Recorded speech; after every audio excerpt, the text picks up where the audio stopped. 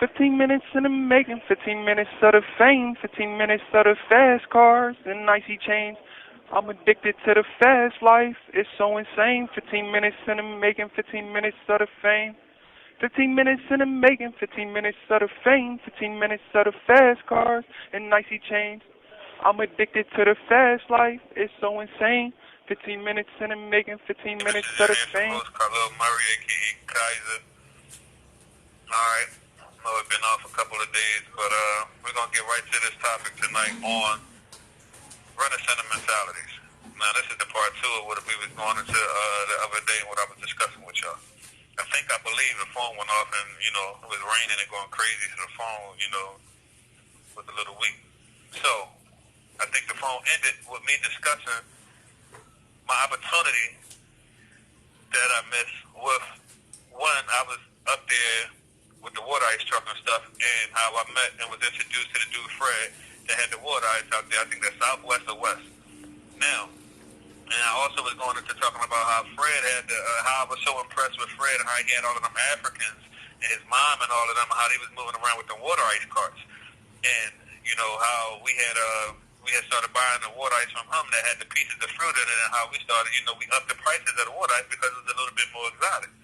I'm saying, and then, still while we were dealing with Matt, up there at his water ice factory, and how Matt had made the proposal to me and my mom boyfriend at the time about taking, some water ice trucks and going down south. I can't really remember where and what part of down south that he was saying. All I remember his pitch was that there's no water ice down south, and that, going down there, he was going to be able to, get us some refrigerated trucks and be able to send us down there with the whole shipment and all that. At the time, I think I was in that was 97. I was probably in my mid-20s. But, I let that opportunity slip away. And I didn't take it. I was, still in love with Philly. And like I had said, at the time, I was on a run. And while I was on a run, at the time, that's why I wasn't up North Philly. I was down South Philly. And that's why the opportunity with my mom boyfriend at the time, that became like a situation that seemed like, all right, this is the way I can get into some money. And I got to, see a little bit when it came to the water ice and, money that was able to be made. So that was that. Now, the thing about it is when it comes to, the running sentimentality that I felt was that was a beautiful opportunity that I missed out on. You know what I'm saying? And the reasons why I didn't take that opportunity, I can't even quite say what led to that. All I know is I still was in love with Philly. You know what I'm saying? And going to another area of the country that I wasn't familiar with and aware of, you know what I'm saying, was something that kind of had me a little bit reluctant to take on it. Now, what was funny is, as another part of, that is, a year later, the next summer, the summer of 98, the summer of 98, we on our way to Wildwoods. My mom, my sisters, my nephews, and I got my son mom with me, I just got this minivan, got rims on it, and we all sitting there. I don't think we all was there yet. I know I was up there, and I think I was driving down South Philly to meet up with my mom. But we in the gas station. SCI, Phoenix State Correctional Institution. This call is subject to all right, yeah, we know all that. So check it out. So we in the gas station, we gassing up to get ready for the trip, and this water ice truck come pulling into the gas station, and he had the Rugrats on. The dude had the Rugrats paint. Decent little, how the water ice trucks, the white truck, the Rugrats all around the joint. I said, damn. So, I automatically went back to the water ice trucks, thinking about that like this. So I jumped out, and I asked him what he could do, yo, what's up with that joint? What you doing with that? You selling that joint? What's up with it? So, man, he told me he's selling it for $1,000. I had more than $1,000 in my pocket. This spending money, when you're going to Wildwood, this spending money. You know what I'm saying? But I didn't take advantage of the opportunity, man. I could have paid that dude the money. I could have gave him the $1,000 right then and there, had somebody drive the truck around to one of my corners or something like that around in the neighborhood, you know what I'm saying, and got back in and just would have had less spending money and left. You know what I'm saying? And went on about my way to this Wildwood trip. But instead, I let the opportunity slip, man. And as I'm talking about it, it's just that I'm bringing it up because I remember it, and I know that it was a missed opportunity because I got that water ice truck knowing me and how I am, I would have took that and ran with it. You know what I'm saying? I would have been Khalil, not like Fred, but I would have been Khalil in up North Philly and maybe South Philly with, you know what I'm saying, having a fleet of water ice trucks. And I'm just bringing this up, man, because this is what the point of all of this is this. A lot of us don't be dreamers no more when we become adults. You know what I'm saying? We be dreamers when we little kids and we got big ideas and, you know what I'm saying, we believe we can take over the world and become anything we want to become. But, you know, through life and through the teenage years and through certain things, and I know I touched on this before, but it's like it's something that ain't redundant. This ain't something that, you know, can never disappear when it comes to this kind of talk about trying to fire us up and trying to get us to revisit where we once was when it comes to our inspiration and what motivates us. You know what I'm saying? But when we become adults, man, a lot of us don't go back to SCI. Come on, Becky, with the Correctional here. Institution. This call is subject to recording and monitoring. Yeah. It's like when we become adults, we don't, you know, all right, we graduated from high school, but, you know, a lot of us ain't go to college because of what? You know, money, we ain't get a scholarship or whatever the case may be. Certain things in life, you know, prevented us from being able to go away.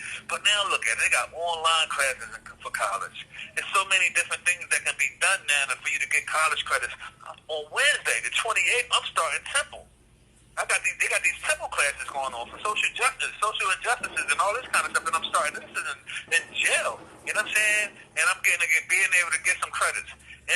But the thing is, I'm bringing that up to say that, you know, when we become adults, man, it's about outgrowing. You know what I'm saying? Certain things that we had to, you know, adapt to when our lives went left. You think what I'm saying?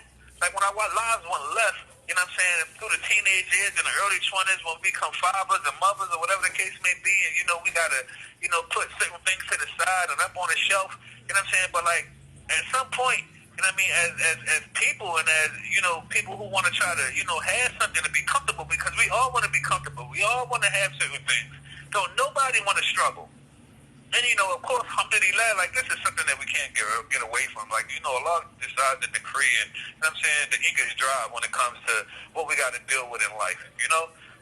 However, at the same time, we're going through the day-to-day life and certain things, there's things that can be added to that. You know what I'm saying? There's things that can be added to that. You know what I'm saying?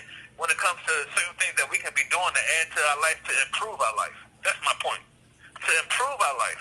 To get out of that rut and get out of that hole, you know what I'm saying? Sometimes you got to go ahead and start adding to your life. You know what I'm saying? If you want to become something, or if you want your own, if you don't want to live check to check, you know what I'm saying? If, you know, you don't like the way that your life is, it's changes that you got to make in yourself.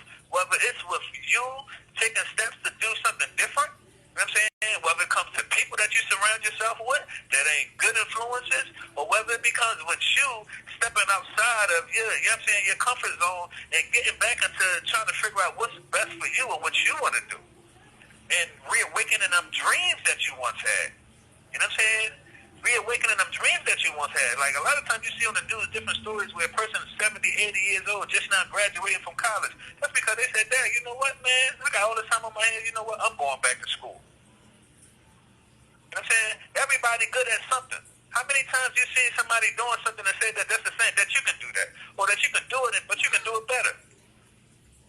The thing is taking it further than just having that thought. The thing is taking it further and then putting it out there until you know, and letting it manifest and becoming a reality.